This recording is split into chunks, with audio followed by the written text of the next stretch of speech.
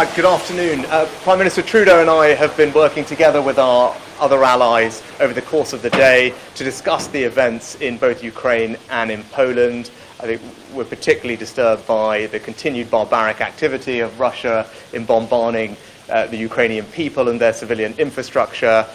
We spoke to the Foreign Minister in Ukraine earlier today to express our sympathies about that and continue to offer support to Ukraine, and we're planning on speaking to President Zelensky together later today. I also spoke to President Duda from Poland this morning to convey my condolences about what has happened in Poland, and together with our allies we're all working on the ground to establish the facts of the events overnight.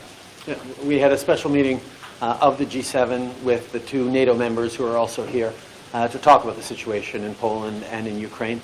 Obviously, we continue to send all our thoughts and sympathies to the families of the people killed in Poland, but also primarily our thoughts for Ukrainians who've been suffering this horrific barrage of missiles from Russia on civilians, on civilian infrastructure, at a moment where we are all gathered here, the G20 nations, to talk about the impacts of this continued illegal, unjustifiable war on the global economy, on all of us, calling for an end to violence, and Russia is stepping it up. So this is of real concern. Obviously, we're going to continue to stand with Ukraine, and on that I'm happy to announce, as I announced just earlier today to Rishi, that we are going to be extending Canada's training mission in Great Britain until the end of next year, as we train up the Ukrainian military to continue to be strong against this Russian invasion.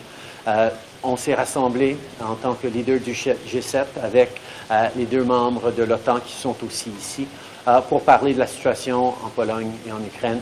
Évidemment, nos pensées sont avec les familles de ceux qui ont été tués en Pologne, mais nos pensées sont aussi avec les Ukrainiens qui souffrent depuis quelques jours de barrages épouvantables de missiles contre les civils, contre les infrastructures civiles, et nous allons continuer d'être là pour appuyer l'Ukraine. Et pour donner un exemple de ça, nous annonçons aujourd'hui que nous allons étendre, prolonger notre mission de formation de l'armée ukrainienne qui se passe en Grande-Bretagne jusqu'à Noël prochain, donc 1 an et 2 mois encore, pour continuer de soutenir les Ukrainiens dans ces situations difficiles. Like I say, Justin, delighted to hear that you're extending the training partnership we have. It's a great example of allies working together to support the Ukrainians in the defense of their homeland. That's what we will continue to do as long as it takes. Should we have a couple of quick questions? Kitty, do you want to come for me? Yep. Yeah, for both Prime Ministers, actually. Do you have any clarity on where the missiles that landed in Poland came from and who fired them? And as a follow-up to that, what happens next, and do things escalate from here?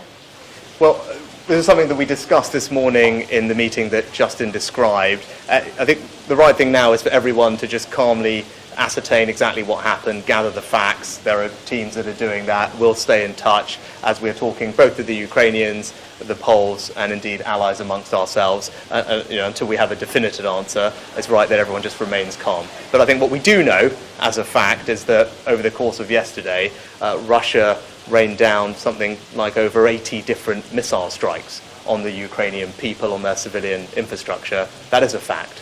It's barbaric and it's wrong, and we shouldn't forget that that's why we're all standing here having this conversation today, and that's why it's right that we continue to support the Ukrainians. Yeah, we shared a number of things with the Ukrainian Foreign Minister, but the important thing is to allow the investigations to go forward and find out exactly what happened. But there is no question that this is all because and linked to the fact that Russia is continuing to escalate its war on civilians, its illegal, unjustifiable war against Ukraine.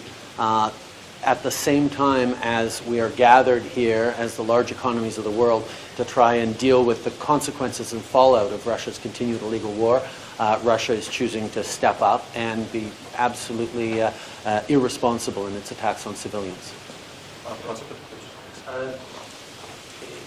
Nous devons évidemment avoir une enquête complète pour savoir exactement ce qui s'est passé. On ne veut pas sauter à des conclusions, mais c'est certain que le contexte, on est dans une situation où la Russie a choisi de continuer leur attaque injustifiée, injustifiable contre les civils. On parle de 80, même une centaine de missiles qui ont été envoyés contre des cibles civiles et des infrastructures civiles en Ukraine de façon entièrement illégale. En même temps qu'en tant que grande économie de la planète, on est en train de dealer avec les conséquences de cette guerre complètement illégale de la Russie. There are now reports from U.S. officials who are saying that initial findings of the investigation suggest that this missile that hit Poland was actually fired by Ukrainian forces who were trying to take down a Russian missile. You mentioned that you were talking to your counterpart this morning. Did that come up? Did he take any responsibility? Do you intend on asking the president when you talk to him? And does that change anything? Et pouvez-vous reprendre en français, s'il vous plaît, aussi?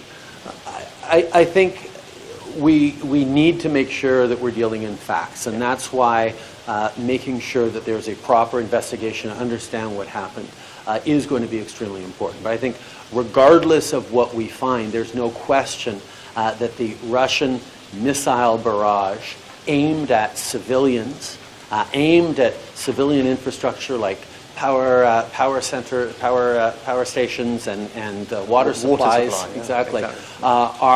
Are at the cause of this latest challenges that we're facing in Ukraine. So we're going to continue to make sure we're dealing in facts, but we're also calling on no further escalations. We need to make sure that Russia stops its illegal attacks and that we can move forward in protecting Ukraine's territorial integrity and put an end to the impacts on people not just in Ukraine and now in neighboring countries, but around the world with the food crisis and with the energy crisis people are facing that is caused by the war in Ukraine. Did the foreign minister take any responsibility or bring up anything about the fact that it may have been Ukraine who fired the missile? As we said, we're still very much in the fact-gathering phase in the investigation. It's important that we move forward responsibly, but as we also said, this is in the context of massive illegal missile strikes by Russia on civilians in Ukraine. Nous savons qu'on est dans cette situation maintenant à cause de la décision de la Russie d'envoyer des missiles de façon complètement irresponsable contre des civils en Ukraine. Et nous appelons à du calme et à regarder exactement qu'est-ce qui s'est passé avant de sauter à des conclusions. Mais c'est certain qu'on ne serait pas dans cette situation si la Russie n'avait pas lancé sa guerre illégale contre l'Ukraine. Yeah. No, I think the most important thing to recognize, as Justin said, is the reason Ukraine is having to use missiles is to defend its homeland. It's having to defend its homeland against an illegal and barbaric set of strikes by Russia, as I said, over 80 yesterday, at the same time that we were sitting together, gathered as the G20, calling for peace.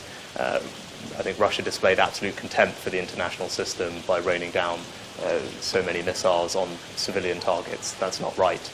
That's why we're in this situation, and that's the thing that we need to bear in mind. Good. Thank you very much. Thank you.